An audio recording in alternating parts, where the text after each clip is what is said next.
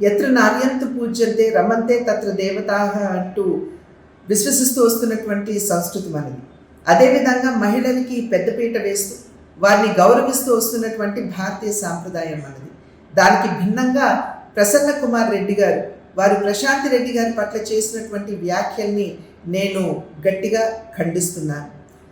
వైఎస్ఆర్సీపీ నాయకులకి మహిళల్ని కించపరచడం అనేది అలవాటుగా మారినటువంటి విషయం. అమరావతిలోని మహిళల్ని మనం నోటితో కూడా చెప్పలేనటువంటి భాషలో వారిని కించపరచడం, అదేవిధంగా శాసనసభలో ఉన్నటువంటి మహిళల్ని శాసనసభ వెలుపల ఉన్నటువంటి మహిళలు సైతం వ్యక్తిత్వ హననం చేయడం మనందరికీ తెలియనటువంటి విషయం కాదు. 6 పర్యాయాలు ఎమ్మెల్యేగా గెలిచి ఈ రకంగా మహిళల్ని కించపరుస్తూ అవమానపరుస్తూ చేస్తున్నటువంటి వ్యాఖ్యలు ఇవి సభ్య సమాజం ఆమోదించనిది, స్వాగతించనిది అని చెప్పి వారికి తెలియజేస్తున్నాను. అదేవిధంగా వారికి నేను చెప్పేటువంటి విషయం